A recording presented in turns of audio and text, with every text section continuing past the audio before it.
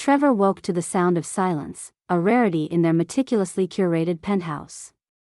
Normally, Sophie would be awake by now, her presence quietly filling the space with the soft hum of activity, the clink of her coffee cup, the muted shuffle of her movements as she prepared for the day. He rubbed his eyes, momentarily disoriented, before glancing at the clock on the nightstand. 8:30. She should have been up.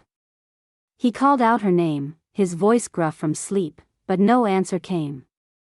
A flicker of irritation sparked as he threw back the covers. He walked through the bedroom and into the hallway, his footsteps muted against the plush carpet. The sprawling penthouse was eerily still, the emptiness unsettling.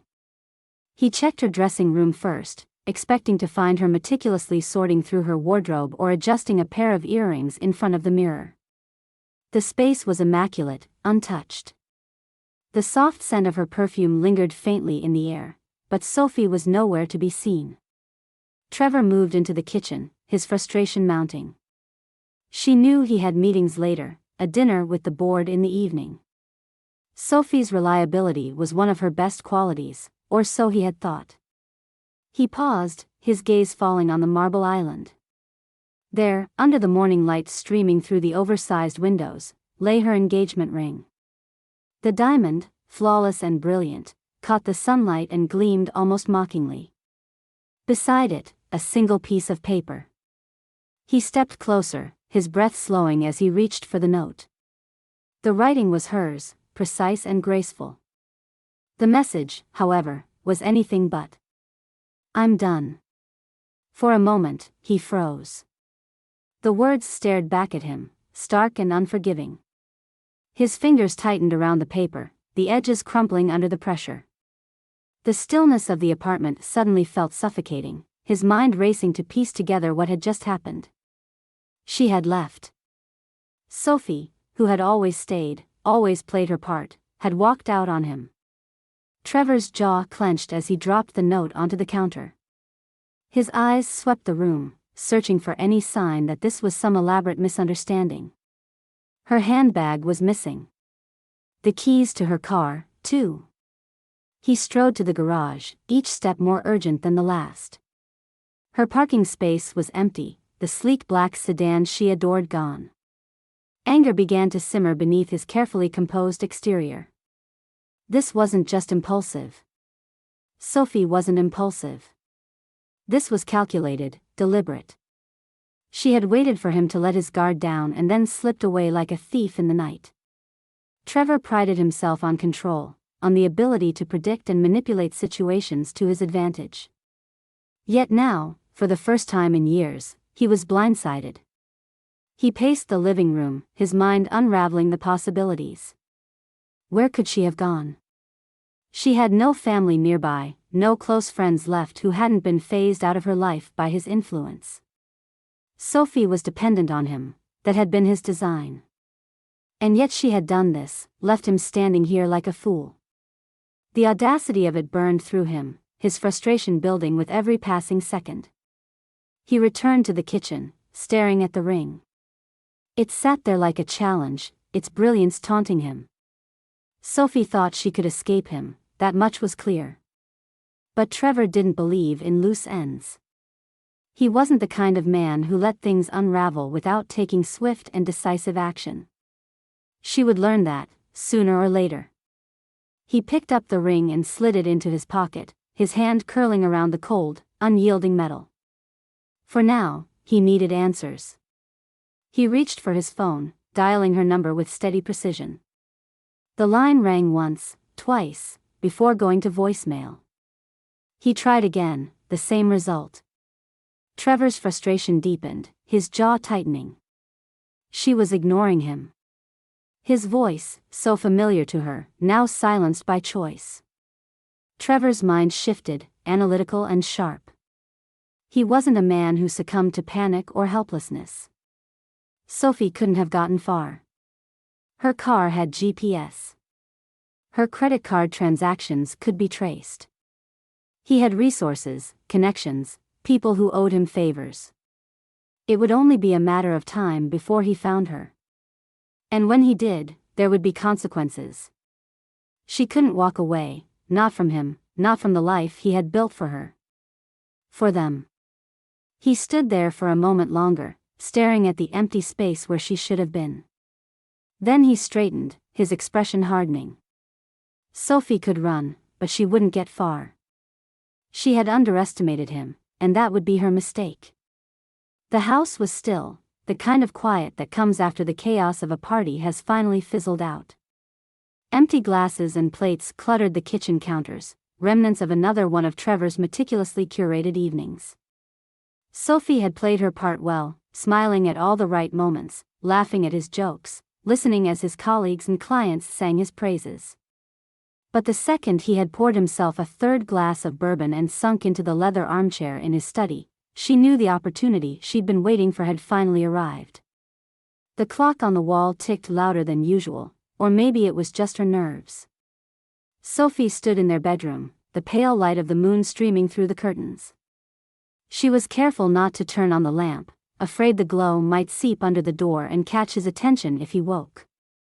Her suitcase lay open on the bed, a gaping mouth waiting to be fed. She stared at it for a moment, paralyzed by indecision. What do you pack when you're leaving behind everything? She moved quickly, grabbing a few pairs of jeans, a couple of sweaters, and some sturdy shoes. Her hands trembled as she folded each item and placed it neatly in the suitcase. There was no room for sentimentality, no time to linger on which designer pieces she might miss. Essentials only. She tucked a photograph into the side pocket, a snapshot of herself with her parents, taken years before Trevor had come into her life. It was one of the few things he hadn't managed to strip away from her. Her toiletries were next. She swept them into a small bag, her movements brisk and mechanical. Every sound, the soft thud of her toothbrush hitting the counter, the faint zip of the bag, felt like a gunshot in the silence. She paused, straining to hear anything beyond the pounding of her own heart. The house was quiet. Trevor was still passed out, the bourbon bottle half empty on the table beside him. Sophie closed the suitcase as quietly as she could, the latch clicking softly into place. She grabbed her purse, double-checking that her ID and cash were inside. Her credit cards were useless, Trevor would track them in an instant. She had withdrawn as much cash as she could over the past week, careful not to draw suspicion. It wasn't much, but it would have to do. She crept down the hallway, her bare feet soundless against the polished hardwood. The walls seemed to close in around her, the shadows stretching and shifting as if they, too, were conspiring to keep her here. The stairs loomed ahead, and she took them one step at a time, each creak of the wood sending a jolt of panic through her. When she reached the foyer, she stopped, her hand resting on the cool brass of the doorknob. This was the moment. If she turned it, if she stepped through the threshold, there was no going back. Sophie closed her eyes, steadying herself. The weight of years under Trevor's control pressed down on her, but beneath it was something else, something small but fierce. The tiniest flicker of hope. She turned the knob and slipped outside, the chill of the night air wrapping around her like a balm. For a moment, she stood on the porch, the world spread out before her in a vast expanse of possibility. Then she moved, her feet carrying her to the car parked in the driveway. She opened the door and slid behind the wheel, her hands shaking as she fumbled with the keys. The engine roared to life, and she glanced toward the house, half expecting to see Trevor standing in the doorway, his shadow stretching across the lawn. But the house remained dark and still. The driveway crunched beneath her tires as she pulled onto the road. Sophie kept the headlights dim, her heart hammering in her chest as she drove away from the life she had been desperate to escape. The road ahead was dark and winding, the kind that disappeared into the horizon without offering any sense of what lay beyond. The car hummed beneath her, a steady rhythm that matched the thrum of her pulse. With every mile she put between herself and the house, her fear began to ease, replaced by a strange, fragile sensation she hadn't felt in years. She wasn't entirely sure what it was at first, but as the realization sank in, it brought a lump to her throat. It was freedom. Not the kind she'd been sold when she first met Trevor, wrapped in wealth and prestige, but the real kind, the absence of his control, the chance to make her own choices, even if they were messy and uncertain. The landscape blurred around her, trees and fields illuminated briefly by the headlights before disappearing into the night. Sophie's grip on the wheel loosened as the adrenaline slowly drained from her body. She rolled the window down, letting the cool breeze whip through her hair. It smelled like rain and earth, fresh and alive in a way she hadn't been in years. The first sign of trouble was the sputtering noise.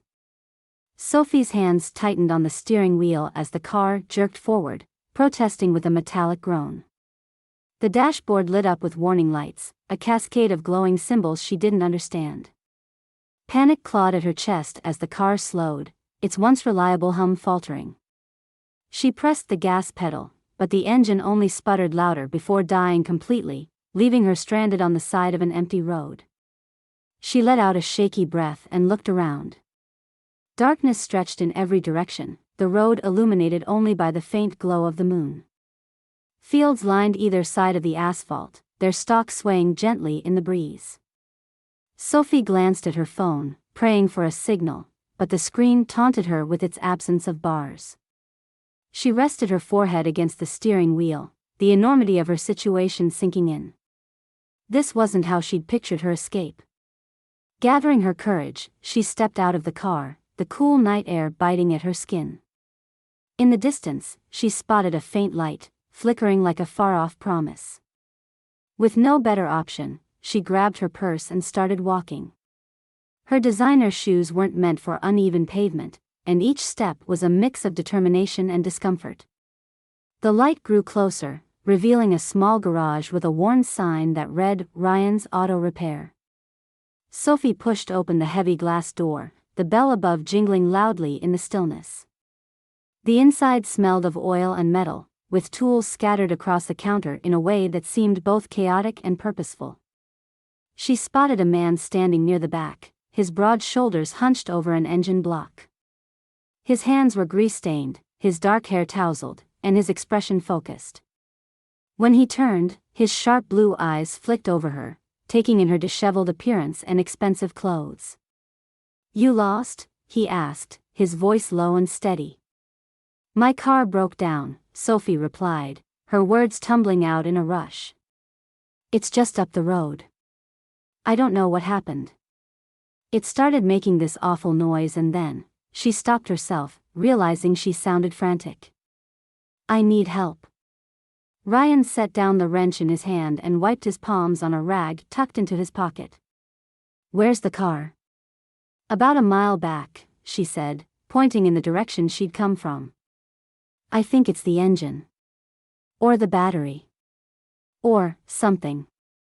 He gave her a skeptical look, his gaze lingering on her impractical shoes and the dust smudged on her coat.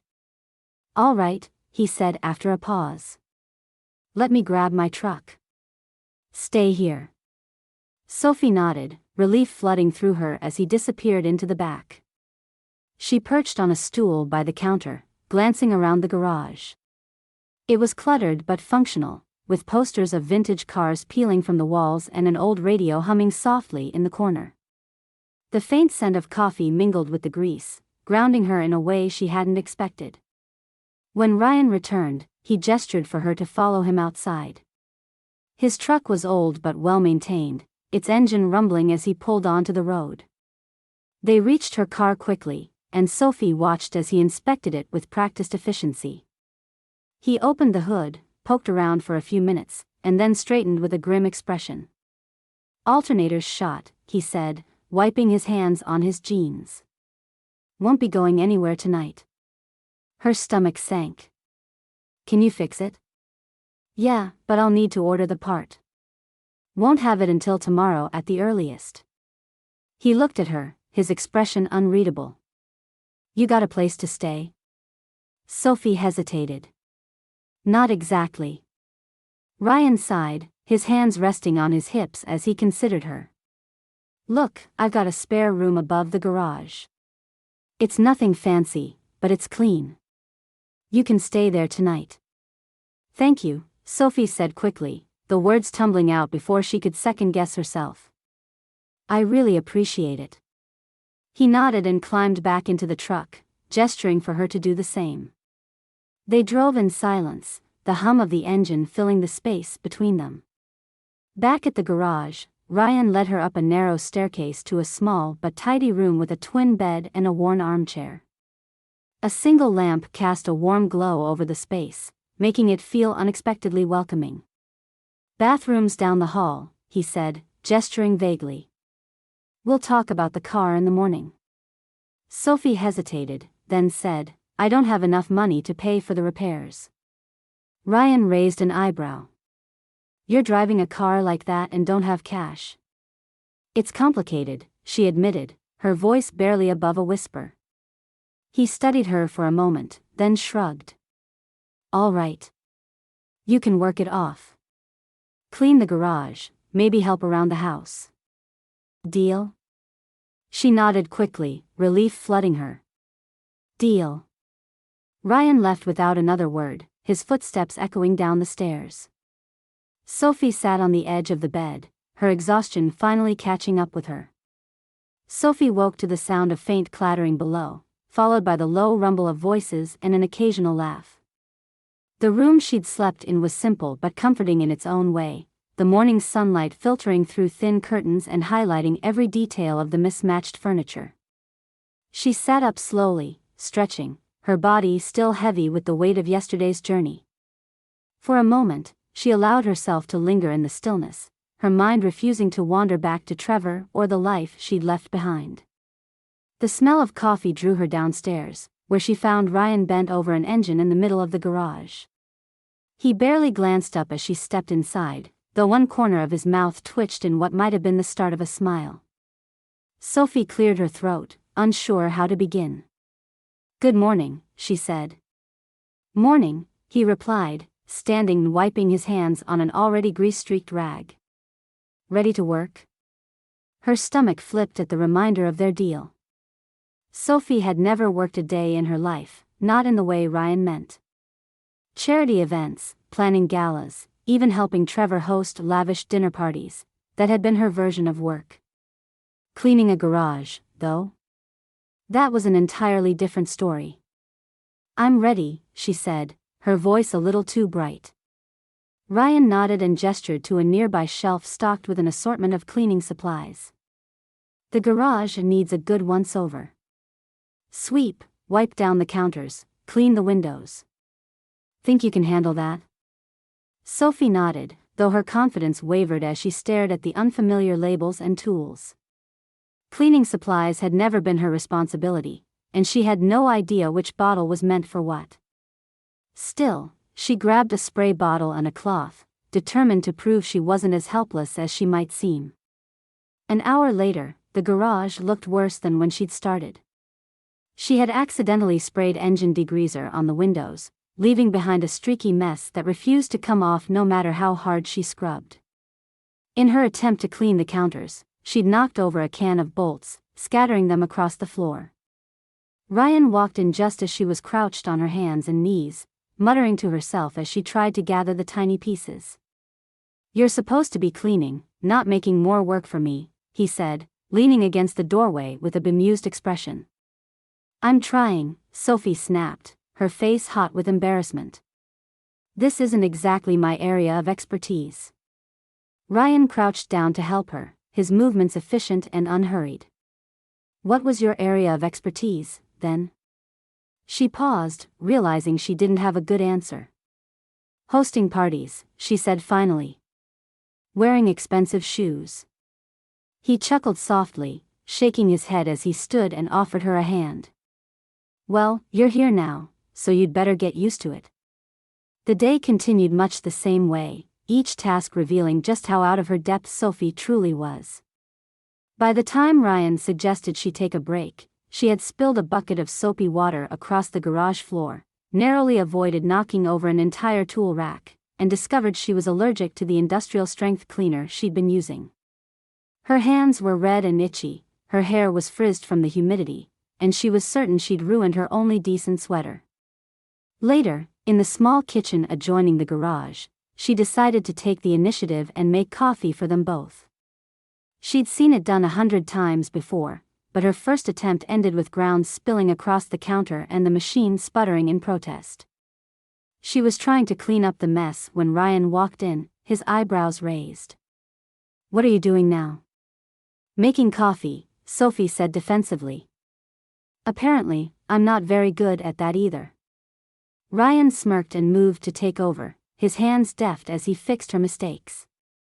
"You're persistent, I'll give you that." As the day stretched on, Sophie began to notice things she hadn't before. The steady rhythm of life in the small town was different, slower in a way that felt both strange and oddly comforting. People stopped to talk to one another in the street, their conversations unhurried and genuine. A woman from the bakery across the road brought over a plate of cookies, chatting easily with Ryan as if they'd known each other forever.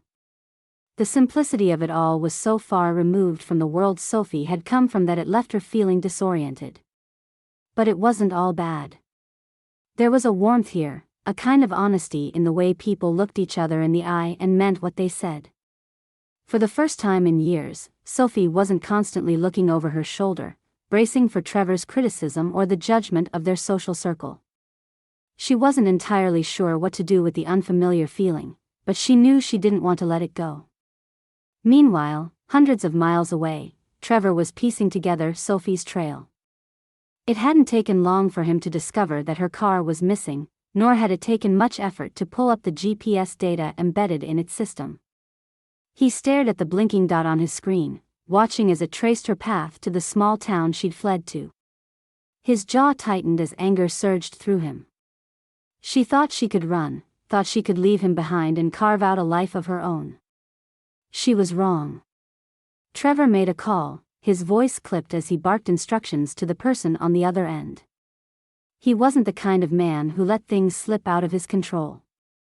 Sophie was his, and no matter where she ran, he would make sure she understood that. Back in the garage, Sophie had no idea what was coming. She allowed herself to enjoy the rhythm of an ordinary day, the kind where nothing was expected of her except to try her best. As she sat on the porch that evening, watching the sunset paint the sky in shades of gold and orange, she felt something stir deep inside her. It wasn't happiness exactly, not yet, but it was close enough to give her hope. The sound of tires crunching over gravel was the first thing Sophie heard. She froze, her hand tightening around the broom she'd been using to sweep the garage floor. Outside, the hum of a luxury car engine became louder, its sleek silhouette coming into view as it pulled into the lot. Her heart raced as she recognized the black sedan, its shine unblemished even under the pale light of the overcast day. It was Trevor. She backed up instinctively, her breath quickening.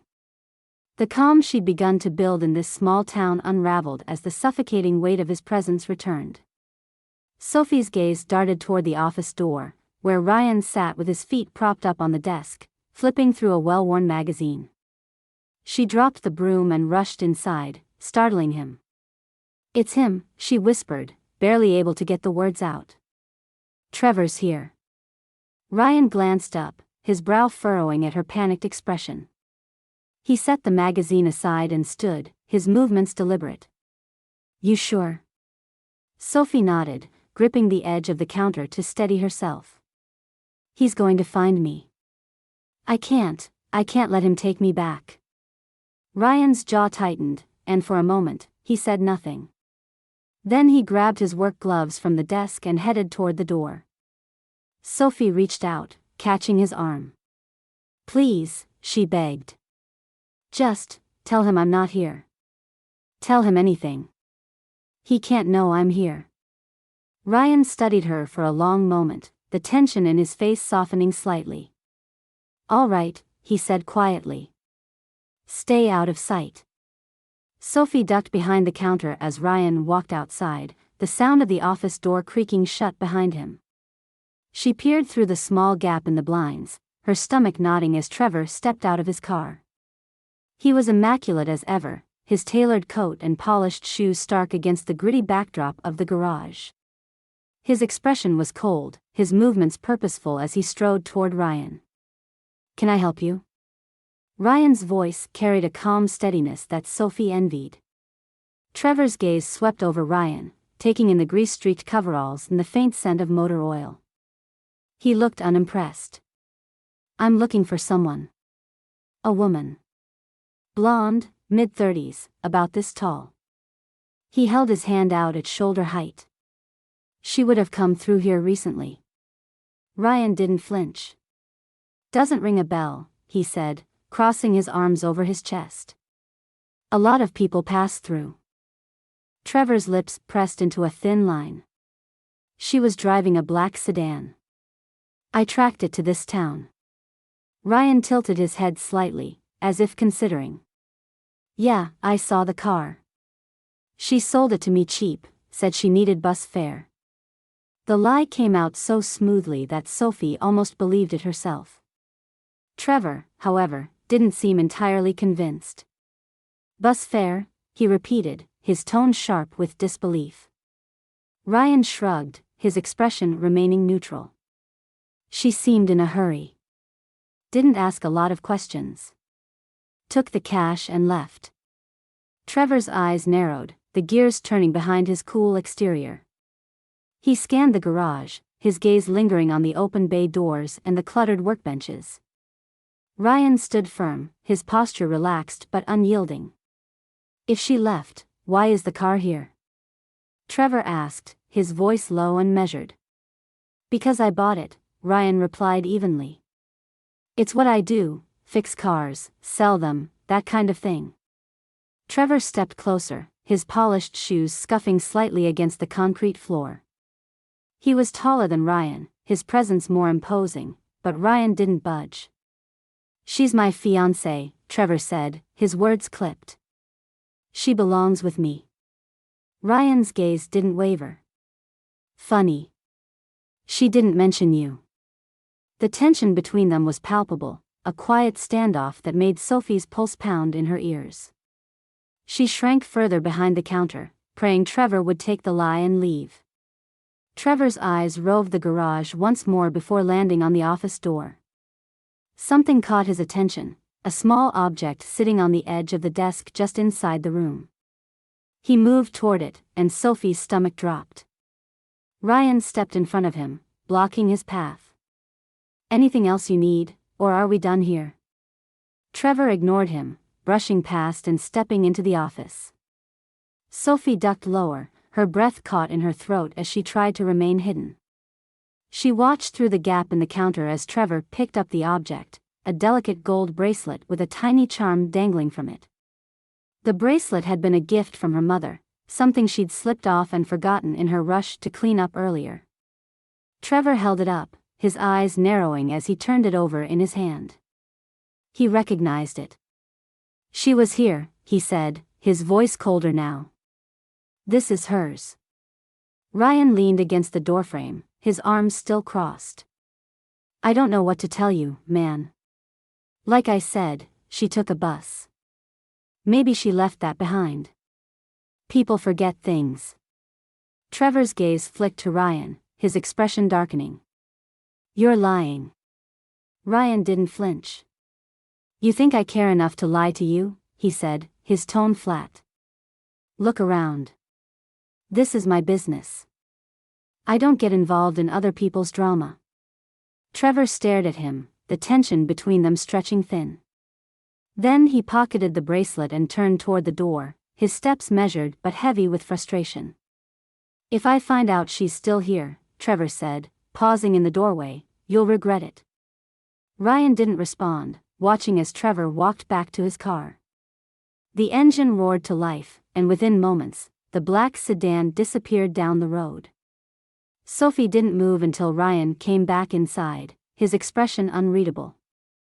You okay? He asked. She nodded shakily, her voice barely above a whisper. Thank you. Ryan sighed, running a hand through his hair. You're going to need to be more careful, he said, his tone gentle but firm. If he comes back, I'm not sure I can keep him from figuring it out. Sophie swallowed hard, her grip on the counter tightening. I'll be careful, she promised, though the weight of Trevor's threat lingered in the air long after he was gone. The slam of car doors shattered the late afternoon quiet, followed by the sound of heavy footsteps on the gravel. Inside the garage, Ryan looked up from under the hood of an old pickup, his eyes narrowing as Trevor's voice carried through the open bay doors. "Sophie." Trevor's shout was sharp, slicing through the stillness. "I know you're here. Stop hiding and come out." Ryan straightened slowly, wiping his hands on a rag and tossing it onto the workbench. He walked to the edge of the garage, his stance casual but unyielding as Trevor stormed in, his face red with fury. Behind him, the sleek black sedan was parked at an awkward angle, its engine still running. "Can I help you with something?" Ryan's voice was calm, but there was a steeliness to it that made Trevor stop and turn his full attention to him. "Where is she?" Trevor demanded, his hands clenched into fists. "I know she's here. I'm not leaving without her." Ryan leaned against the workbench, his expression unreadable. "I already told you. She's not here. She sold the car and left town." "Don't lie to me," Trevor snapped, his voice rising. "I found her bracelet. She didn't leave. You're hiding her." Ryan sighed, pushing off the workbench and stepping closer, his presence steady and immovable. "Look, I don't know what your problem is, but shouting isn't going to change the fact that she's not here." Trevor's face twisted in anger, his voice dropping to a dangerous low. "You have no idea who you're dealing with. I could have this place shut down in a heartbeat. Don't think for a second you can stand in my way." Ryan didn't flinch. "You're standing in my garage, threatening me in front of half the town. I think you're the one who doesn't know who he's dealing with." Trevor took a step forward, his height giving him an edge he clearly thought would intimidate. "Listen, you grease-stained nobody. Stop." Sophie's voice rang out from the doorway to the office, startling them both. She stepped into the open, her hands shaking slightly but her voice steady. "That's enough." Trevor spun around, his expression shifting from rage to cold calculation. "There you are," he said, his tone laced with venom. "You've had your little rebellion. It's over. Get in the car." "No," Sophie's heart raced, but she met his gaze without wavering. "I'm not going anywhere with you. I'm done." Trevor's jaw tightened, his smile turning icy. "You think you can just walk away? After everything I've done for you? You'll come back. You always do." "Not this time," Sophie said, her voice growing firmer with each word. "I want a divorce." For a moment, Trevor said nothing, his eyes narrowing as if he was recalculating his approach. Then he laughed, low and sharp. "You think you can survive without me? Without my money? You'll be nothing. I'll make sure of it." Ryan stepped between them, his tone measured but unyielding. "That's enough. You don't scare her, and you sure as hell don't scare me." Trevor glared at him, his confidence faltering as he realized the audience he'd attracted. A few townsfolk had gathered near the sidewalk, their curiosity plain on their faces. The small crowd didn't speak, but their presence was a warning. Trevor wasn't in control here. "You think you're the hero in this little drama?" Trevor sneered, his voice low enough that only Ryan could hear. "You have no idea what you're getting yourself into." Ryan stepped closer, his voice dropping to match Trevor's. "What I know is that you don't belong here. You've made your threats. Now leave, before you embarrass yourself even more." Trevor's gaze flicked to Sophie, then back to Ryan. He weighed his options, his fingers twitching as though he wanted to lash out but knew better. The optics of dragging Sophie back by force, especially in front of witnesses, were too risky. He straightened his jacket, his expression darkening as he turned toward the car. "This isn't over," he said, his voice sharp with promise. "You'll regret this, Sophie." She didn't respond, her chest heaving as she stood her ground.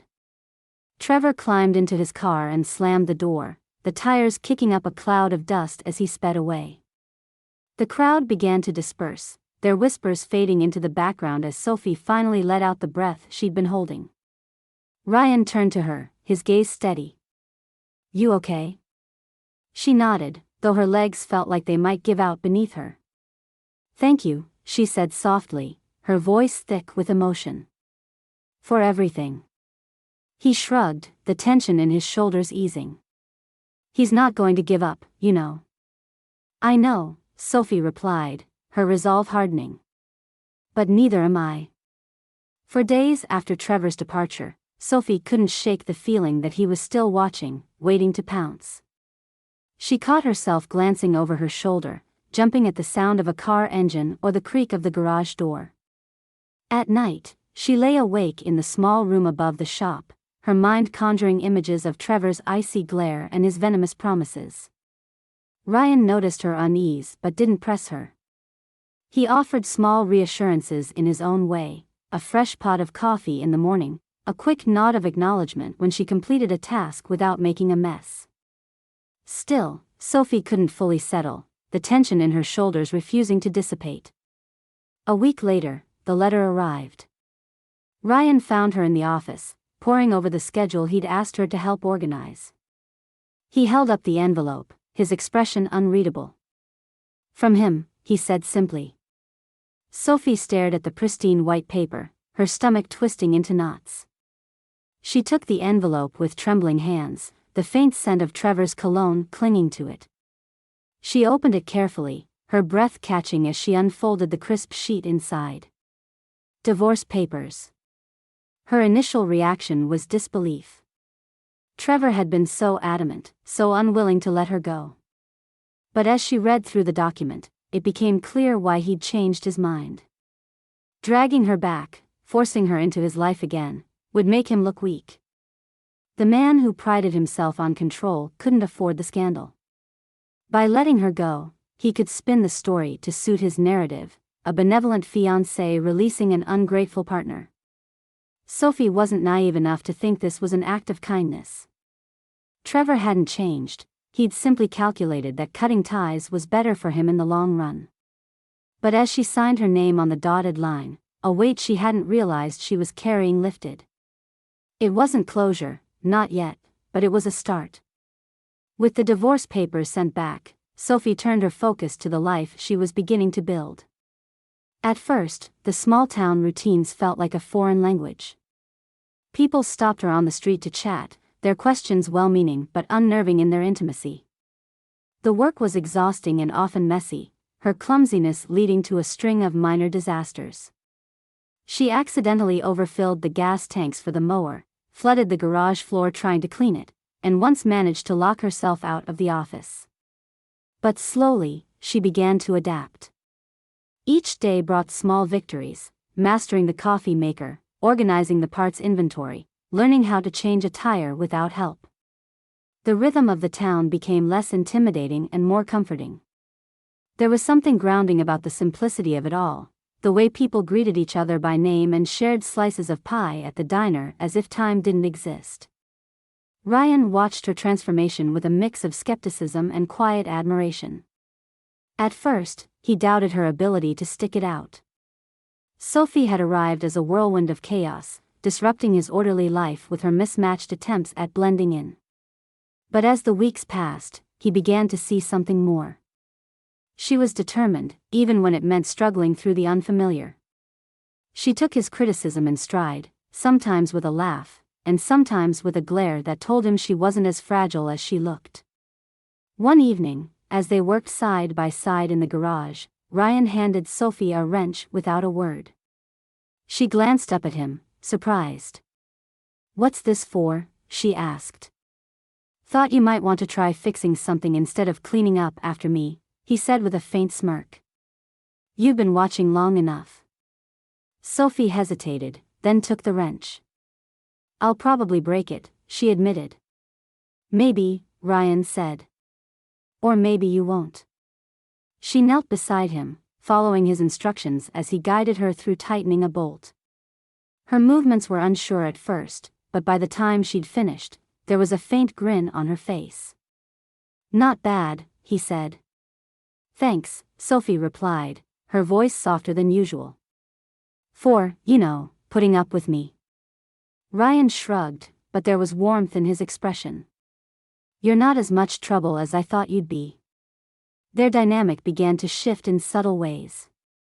Ryan's guarded demeanor softened, and Sophie found herself trusting him more than she'd expected. They shared quiet conversations over late-night cups of coffee, trading stories about their lives before the garage. Sophie learned that Ryan had inherited the shop from his father, a man he still spoke of with quiet reverence. Ryan listened as Sophie haltingly shared pieces of her past, never pressing when she faltered. What began as tense coexistence grew into a friendship built on mutual respect. Sophie admired Ryan's steady practicality, the way he approached every problem with the same level-headedness she struggled to muster. Ryan, in turn, found himself drawn to her resilience and humor, qualities that had emerged as she shed the layers of her old life. One afternoon, as they closed up the garage, Sophie paused in the doorway and looked out at the street bathed in golden light. "Do you ever think about leaving?" she asked. Ryan glanced at her, surprised by the question. "Sometimes," he admitted. "But this place is home. What about you? Think you'll stick around?" Sophie considered the question, her gaze drifting to the horizon. "I don't know yet," she said honestly. "But for the first time in a long time, I feel like I have a choice." Ryan nodded, his expression thoughtful. "That's a good start." As the weeks turned into months, Sophie began to feel a sense of belonging she hadn't expected. It wasn't the life she'd imagined, but it was hers, and for now, that was enough. Sophie stood in the kitchen of the town's inn, balancing a tray of freshly baked muffins while dodging the bustling movements of Ryan's sister, Clara. The air was filled with the smell of cinnamon and vanilla, mingling with the cheerful chatter of guests filtering in for breakfast. It had been Clara's idea to bring Sophie on as an assistant after hearing how she was looking for work beyond the garage. The inn needed an extra pair of hands, and Sophie needed to feel useful. It had turned out to be a perfect match. At first, Sophie had been terrified. She wasn't used to the pace of the kitchen, the rhythm of taking orders, or the warm but unrelenting energy of Clara, who seemed to operate on sheer determination and endless cups of coffee. But Clara had been patient, teaching Sophie the ropes with an easygoing charm that put her at ease. By the end of the first week, Sophie found herself looking forward to the hum of the morning rush, the pleasant chaos of juggling coffee pots and chatting with guests. The work was demanding but satisfying, and for the first time in years, she felt like she was contributing to something meaningful. One afternoon, as they sat folding napkins at the dining room table, Clara glanced at Sophie and said, "You've got a knack for this, you know." Sophie laughed, shaking her head. "A knack for what? Not spilling coffee on anyone?" "No," Clara said with a grin. "For making people feel welcome. You're good at it. They love you." The compliment caught Sophie off guard, and for a moment, she didn't know how to respond. "Thanks," she said finally, her voice soft. "I never thought I'd enjoy something like this." "Well, you're a natural," Clara replied. "And besides, this town has a way of growing on you." Sophie couldn't argue with that. Over the past few months, the town had become a refuge in ways she hadn't anticipated. The people were kind, their lives intertwined in a web of familiarity and support that Sophie had never experienced before. Whether it was Mrs. Hargrove bringing homemade jam to the inn or the kids from the nearby school volunteering to decorate the town square for the fall festival, there was a sense of togetherness here that felt foreign but wonderful. Ryan, of course, remained a constant presence.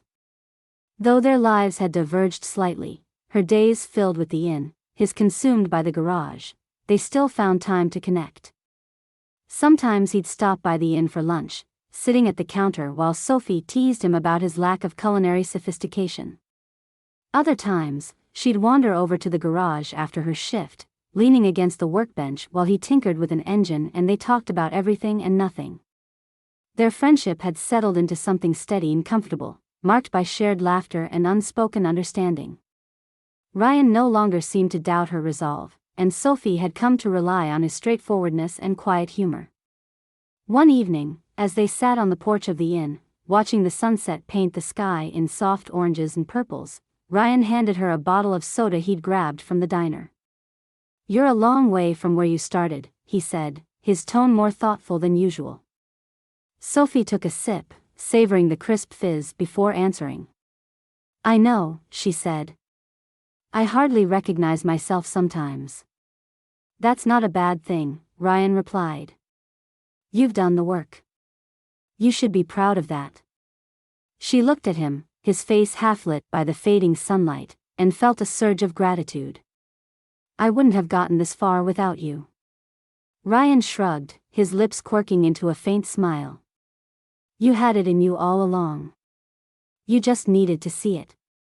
The weeks rolled by, the days marked by small triumphs and moments of quiet joy.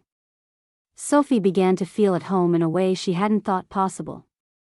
The inn became her haven, its halls filled with laughter and the chatter of travelers who came and went, leaving behind stories that Sophie eagerly soaked up. Clara became not just a boss but a friend, their bond forged over countless shared meals and late-night brainstorming sessions for the inn's seasonal decorations. One crisp autumn evening, the town gathered in the square for a community potluck. Strings of twinkling lights crisscrossed the space, casting a warm glow over tables piled high with dishes. Sophie moved through the crowd with ease, carrying a plate of Clara's famous apple cobbler and exchanging smiles and greetings with familiar faces. Near the bonfire, she spotted Ryan talking with a group of men from the garage, his laughter carrying over the din of conversation. She joined him, offering a teasing comment about his terrible taste in pie, which earned her a mock glare and a playful shove. As the evening wore on, Sophie found herself standing near the edge of the square, watching the scene unfold. Children darted around with sparklers, their laughter ringing out like music.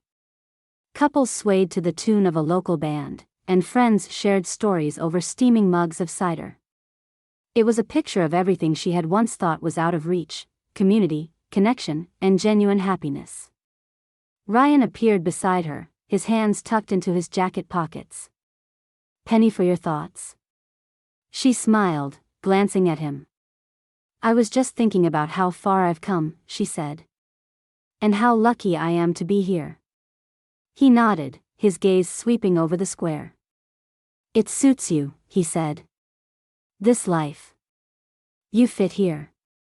The words warmed her more than the bonfire, and she felt an ache of gratitude she couldn't quite put into words. Instead, she bumped his shoulder with hers and said, "Thanks for not giving up on me." Ryan smirked. "You didn't make it easy." They stood in comfortable silence for a while, the hum of the town wrapping around them like a soft blanket. Sophie felt a lightness she hadn't known in years, a sense of peace she hadn't dared to hope for. As the night wound down and the crowd began to disperse, Sophie found herself laughing with Clara, Ryan, and a group of townsfolk near the fire. The sound came easily, unburdened by the weight of her past. In that moment, surrounded by warmth and friendship, she felt whole. She wasn't the same person who had arrived in this town, broken and uncertain. She was stronger, freer, and finally at peace. This was her life now, and she was ready to embrace it.